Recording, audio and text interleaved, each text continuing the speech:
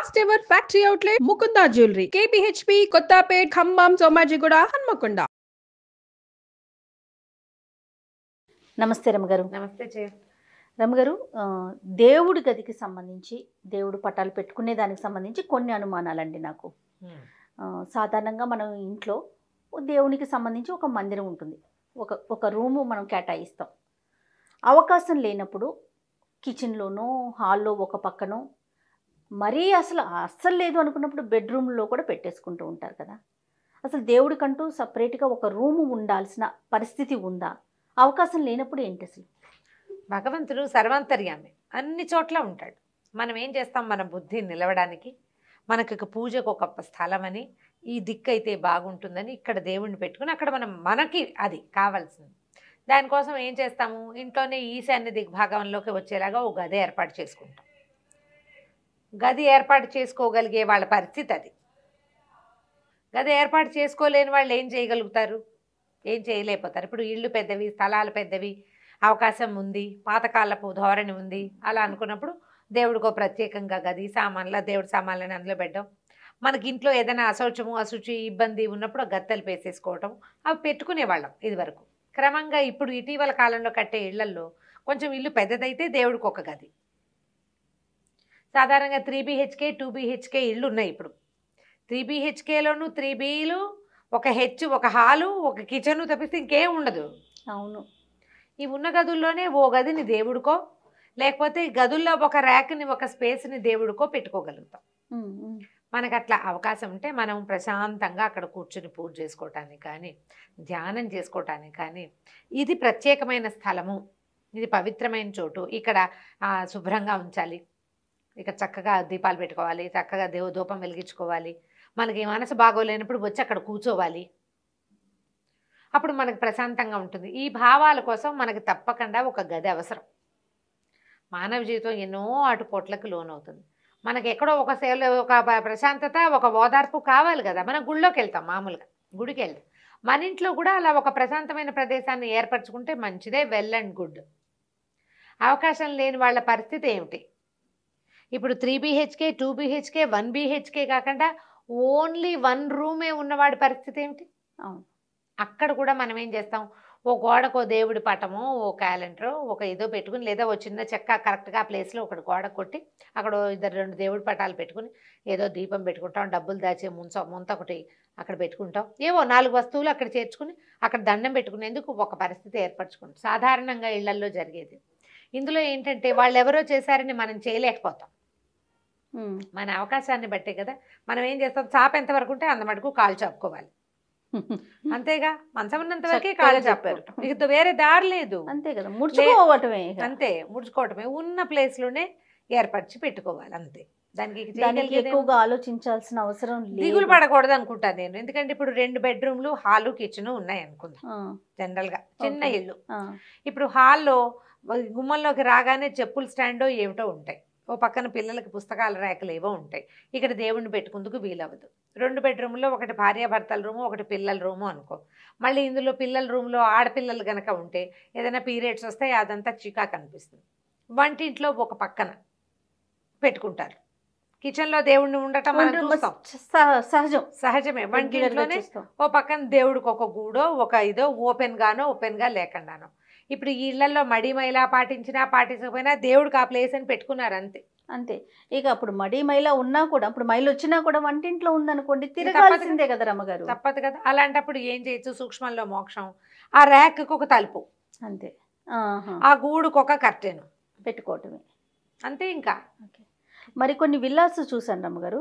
కొన్ని విల్లాస్ చూసినప్పుడు విల్లా చాలా పెద్దది, ఇల్లు చాలా పెద్దదిగా అనిపిస్తుంది, అన్నీ చక్కగా అమర్చుకుంటారు. దేవుడికి వచ్చేసరికి చిన్న రూమ్ పెట్టుకుంటారు అమ్మగారు. నాకు అనిపిస్తుంది మనసులో, ఇంటికి సంబంధించి ఇంత చక్కగా పెట్టుకున్నారు కదా, దేవుడికి ఎందుకు ఇంత చిన్న రూమే పెట్టుకున్నారు, ఇంకొంచెం పెట్టుకుని ఉండుండొచ్చు కదా అనే భావన. వాళ్ళతో అడగలేము, బట్ అలాంటి భావన అనిపిస్తుంది. మనకి ముఖ్యం ఆయనే కదా. అయినా కూడా యాక్టివిటీ ఉండదు కదా, దేవుడు అక్కడ డాన్స్ చేయడు, యాక్టివిటీ ఉండదు కాబట్టి చిన్న ప్లేస్ పెట్టుకుంటారు. నువ్వు ఎక్కడైనా చూడు, పెద్ద రూము దేవుడికి ఉండదు. అవును అవును రమ్మగారు. ఎందుకంటే ఆ దేవుడి గదిలో చేసేది ఏమిటి, యాక్టివిటీ మనది. మనం అక్కడ పడుకోము, భోజనాలు చెయ్యము, పదే పదే అక్కడ కూర్చోము, నలుగురు కూర్చొని అక్కడ కూర్చొని కబుర్లు చెప్పుకోము. చిన్న ఉపయోగం దానికి ఏంటి, మనకు దేవుడికి ఒక ప్రత్యేకమైన ప్లేసు, మనం వెళ్ళి ఒకళ్ళో ఇద్దరో కూర్చుని పూజ చేసుకునేందుకు మాత్రమే కావాలి. ఈ విషయం నాకు ఎప్పుడు మీరు చెప్పిన విషయం ఎప్పుడు అనిపించిందంటే, ఎక్కువ పటాలు పెట్టుకోక్కర్లేదు, చక్కగా మనకి ఎవరో ఇష్టదైవం 1-2 ఫోటోలు పెట్టుకొని తక్కువగా పూజ, అంటే వస్తువులు తక్కువగా ఉంటే సరిపోతుందని ఒకసారి మీరే నాతో ఒక వీడియోలో చెప్పారు కదా, అప్పుడు అనిపించింది ఓహో అందుకనే చిన్న రూమ్ అయినా పర్వాలేదు అని వెళ్ళిపోయారేమో, అట్లా పెట్టుకున్నారు. పెద్దది పెడతావు, ఇదంతా నింపాలి, ఇన్ని పటాలు రోజు శుభ్రం చేయాలి, అది చేయాలి, ఇది చేయాలి. తర్వాత ఏమో వారా వీరా అందరూ పట్టుకొచ్చి ఇస్తూ ఉంటారు, అవన్నీ వేరుస్తామా. పైగా ఈయనకో స్తోత్రం, ఆయనకో శ్లోకం, ఆవిడకు ఒక అరటిపండు, ఈయనకు ఒక బెల్లం ముక్క, ఇవన్నీ చెయ్యొద్దు, చేయకపోతే ఏమైపోతుందో అని భయం. అవును, అదో భయాలు. అవును, మా ఇంట్లో 4 దేవుళ్ళు ఉన్నారు, వినాయకుడికి ఇచ్చేసి, విష్ణుమూర్తికి ఇచ్చేసి, పార్వతీదేవికి ఇచ్చేసి, ఎన్ని చేస్తావు, నీకు అంత సమయం ఏది? అందరికీ కలిపి ఒక ప్రార్థన చేయలేం మనం. వినాయకుడికి వేరే స్తోత్రం ఉంది, వెంకటేశ్వర స్వామికి వేరే స్తోత్రం ఉంది, విష్ణుమూర్తికి ఒక స్తోత్రం ఉంది. నా మటుకు నేను కూడా విష్ణుమూర్తికి వేరు నాకు నోట్లో ఉంటాయి కదా, విష్ణుమూర్తికి వేరు, వెంకటేశ్వర స్వామికి రోజు వజ్రకవచం. మనకి ఇక్కడ సెపరేట్ ఉందా రమ్మగారు రూమ్? రూమ్ సెపరేట్ లేదు, మాది కూడా 3 BHKనే, 3 బెడ్రూమ్లు, హాలు, కిచెన్. హాల్ బాగా పెద్దది మాది, రూములు ఒక రవ చిన్నవి. 3వ బెడ్రూమ్ ని మేము దేవుడికి ఇచ్చేసాం. అదేలే, అందులో మా యాక్టివిటీ ఏం లేదు, 2 పెద్ద పెద్ద ర్యాకులు ఉన్నాయి, సామాన్లు పెట్టుకుంటారు, దుప్పట్లు గిప్పట్లు అందులో పెడతాం. కానీ కొన్ని సామాన్లు బాగా అసలు వాడకుండా ఉండే వాటిని అందులో పెడతాం. దేవుడి మందిరం ఒకసారి నా మందిరం ఫోటో తీసి ఇచ్చాం కదా, ఆ మందిరం ఆ రూమ్ లో ఉంటుంది. మేము యాక్టివిటీ ఏం లేదు అందులో. పొద్దున పూట ఆయన జపం చేసుకోవడానికి, నేను పూజ చేసుకోవడానికి, మా దసరా 10 రోజుల పూజలు. ఇంకా మీరు నేను రాసుకోవటాలు అని అక్కడే కూర్చుంటాను. వెళ్ళకుండా ఉంటారా? వెళ్ళను. తర్వాత ఏమో అది తప్ప ఇంకా ఆ గదిలో మేము ఏమీ చెయ్యం, యాక్టివిటీస్ లేవు, ఏ యాక్టివిటీ లేదు. 3వ బెడ్రూమ్, దానికి టాయిలెట్ అటాచ్డ్ కాదు, హాల్లోకి ఉంది. అటాచ్డ్ టాయిలెట్ లేని దాన్నే మేము దేవుడి కోసం పెట్టుకున్నారు. పూజ గది లేదు కాబట్టి, ఇంకా మా పిల్లలకి పెళ్లిళ్ళు గిళ్ళిళ్ళు రాలేదు కాబట్టి మా వరకు ఓకే సరిపోతుంది. మిగిలిన 2 బెడ్రూమ్లు, హాల్, కిచెన్ లో మేము సర్దేసుకుంటాం. మా దేవుడిది బెడ్రూమ్ పెద్దదే, 10x12 రూమ్, ఆయనకి పెద్దదే ఇచ్చారు. మా రూమ్ 3వ రూమ్ ఉంది, 3వ రూమ్ ఆయనకి పెట్టేసాం. అమ్మ వాళ్ళ ఇంట్లో ఎట్లా ఉండేదండి? మాకు సెపరేట్ పూజ దేవుడి గది ఉండేది. మాకు మా పైగా మా దేవుడు ఎక్కువేమో కదా, మడి ఎక్కువ కదా, వంట గదిలోనే మాకు దేవుడు ఉన్నా కూడా మా గోల ఏంటంటే, మేము ఒకళ్ళు వంట చేస్తుంటే వేరే వాళ్ళు వెళ్ళడం మా పద్ధతి కాదు. పిల్ల జల్లా వెళ్ళరు వంటిళ్లలోకి. అప్పట్లో ఎవరు మడి కట్టుకున్నారో వాళ్ళే అక్కడ తిరిగేవాళ్ళు. గారు దేవుడికి పెట్టే నైవేద్యాలు వండేటప్పుడా, లేకుంటే మామూలుగా మనం ఏది వండుతున్నా ఇంకొకరు వెళ్ళకూడదు అట్లాంటి మొత్తం మడి అంత వంటంతా మడితోటే చేసేవాళ్ళమ్మ. ఆవిడ మడి కట్టుకునే వంట చేసుకునేది. ఏదైనా కరివేపాకు అవి కావాలంటే మనం గుమ్మం బయట నుంచి గుమ్మంలో పెట్టడమే కానీ, పిల్లలు వెళ్ళిపోయి వంటింట్లో ఇప్పట్లాగా తిరగడం, మంచినీళ్ళు ముంచుకోవడం, ఈ గోళ్ళు ఉండేవి కాదు. మా వంటింట్లో వంట, గోవింద పెట్టె, మాకు పెరమాళ్ళు పెట్టె, కోవిలాళ్ళవారు అంటారు, ఒక బాక్స్ అది. ఆ స్వామిని పర్యంకాసనం అంటే నిద్రపుచ్చేసాక పర్యంకాసనం చెప్పడం అంటే పవళింపు సేవ. పర్యంకాసనం, నీకు పక్క వేస్తాను స్వామి నిద్రించు అని మధ్యాహ్నమే చెప్తారు. సాపాటు భోజనాలు నైవేద్యం అన్నీ అయిపోయాక పర్యంకాసనం చెప్పాక తలుపేసేస్తారు. తలుపేసేసి హుక్కు, మా ఇంట్లో అంతే, మా పెదనాన్నగారి ఇంట్లో కూడా అంతే, హుక్కు పెట్టేస్తారు. పెదగోవింద పెట్టెని మూసేస్తారు. అర్చన జరుగుతున్నప్పుడు మనం ఎదురెల్టాలు అవి కూడా మా ఇంట్లో ఉండేవి కదా. అందుకే నాకు ఎక్కడైనా సాలగ్రామాన్ని చూస్తే ఉత్సాహం. మా ఇంట్లో సాలగ్రామాల్ని నేను సంవత్సరానికి ఒకసారి కూడా చూశారు కదా. అర్చన జరిగేటప్పుడు పిల్లలు అటు ఇటు వెళ్తే మడిపోతుందని వెళ్ళనిచ్చేవాళ్ళు కాదు. వండిన ఆహార పదార్థాలన్నీ తీసుకొచ్చి హాల్లో, తర్వాత ఇక్కడ నైవేద్యం అయిన తర్వాత మాకు పడవటిల్లు భోజనాలకు వేరే గది ఉండేది.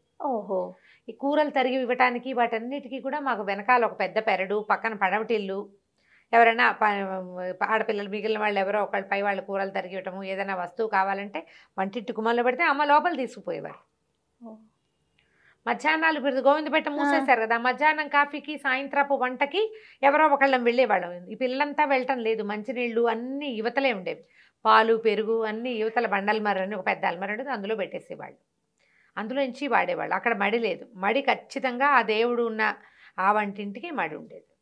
పాతకాలపు ఇళ్ళు కదా జయ, ఇప్పుడంత సిస్టమ్ ఏం లేదు, సిస్టమ్ మారి. అయినా కూడా మా గోవింద పెట్టి ఉంది, మా కోవిలాళ్ళ వారు అలాగే ఉన్నాడు, మడి కట్టుకోవడం, దానికి విడిగా. ఎప్పుడైనా బందరు వెళ్ళినప్పుడు ఒక ఫోటో పెట్టొచ్చా, చూడొచ్చా అంటే గోవింద పెట్టి అనేసరికి అది ఒక ఇంట్రెస్టింగ్ అనిపిస్తోంది, చూడాలి అని ఒక భావన అంతే. చిన్న చెక్క బీరువా అనుకో జయ, ఇంతెత్తు, ఇంతే, 2 తలుపులు, దానికి ఒక హుక్కు, ఓకే. దాన్ని అట్లా అంటాం, ఆ పేరు అది కోవిల కోవిలాళ్వార్. పెట్టి కోవిలాల్వార్. కోవిలాళ్వార్ అంటాం.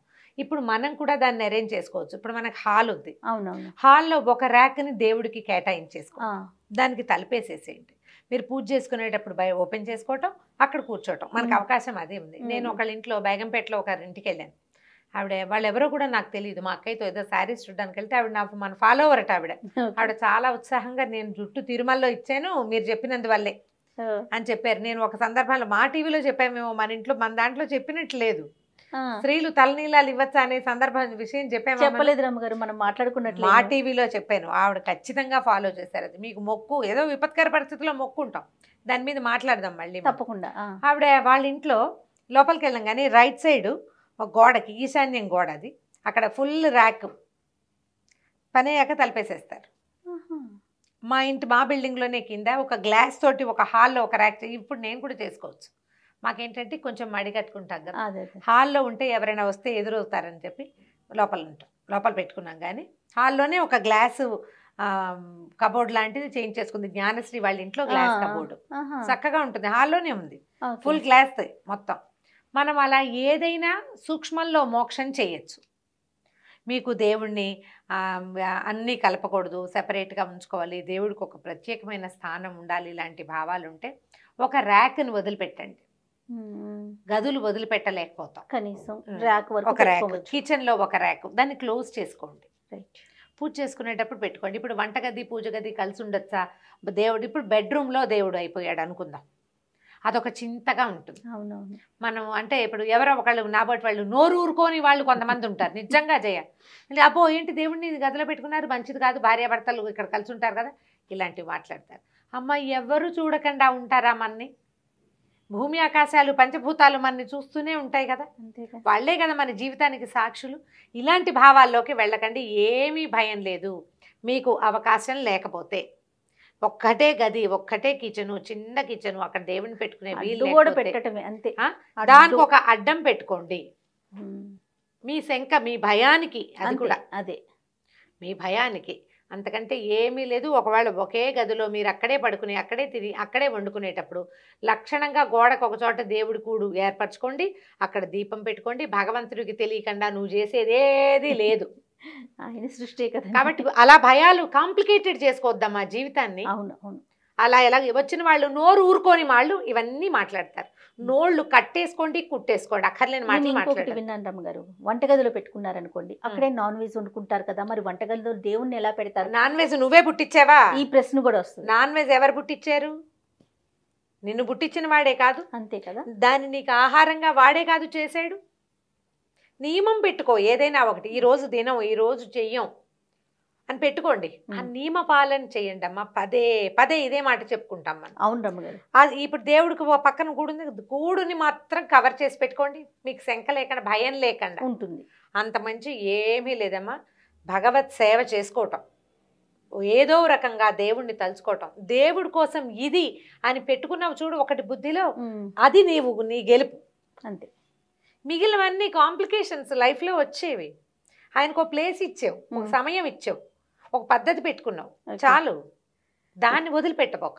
నేను ఒక చిన్న విషయం చెప్తాను, సందర్భం కాదు కానీ ఈరోజు మార్నింగే ప్రకాష్ నాకు ఒక కొటేషన్ చూపించారండి, రామకృష్ణ పరమహంసది, పిలిచి మరీ చూపించారనమాట. ఉపవాసం ఉండి భోజనం కోసం ఆలోచించటం కన్నా భోజనం చేసి భగవంతుణ్ణి ప్రార్థించు. బాగుందిగా, అనిపించింది నాకు. అంతే, అట్లా అంతే కదా రమ్మగారు. ఏవేవో పెట్టేసుకుని ఆలోచించి ముందు చేయాలా వెనక చేయాలా, ముందు చేస్తే ఏమవుతుంది వెనక చేస్తే ఏమవుతుంది. మీ ఇంట్లో దేవుడు కూడా ఉంటుంది, ఏదో అత్తగారింట్లో ఉంది పెట్టుకో, వంటింట్లోనే పెట్టుకో, బెడ్రూమ్లోనే పెట్టుకో, హాల్లో. ఇప్పుడు ఇంకెక్కడైనా అవకాశం ఉన్నా తీసుకెళ్లి బెడ్రూమ్లో పెట్టుకోమని చెప్పలేదు, ఇది నోట్ పాయింట్. మీకు అవకాశం లేనప్పుడు ఎక్కడో చోట దేవుడికి ఒక అవకాశాన్ని ఇవ్వండి. ఒక్కచోట ప్రార్థన, అక్కడ ఒక్క 2 నిమిషాలు నిలబడి దండం పెట్టుకుంది. బయటకు వెళ్ళేటప్పుడు పిల్లలు దండం పెట్టుకునేందుకు, నువ్వు దండం పెట్టుకునేందుకు, ఒక అగరత్తు పుల్ల వెలిగించి పెట్టుకునేందుకు అవకాశాన్ని తీసుకో. అప్పుడు భగవంతుడు నీ యందు ఉంటాడు, నీతో ఉంటాడు. నమస్తే రమ్మగారు. నమస్తే.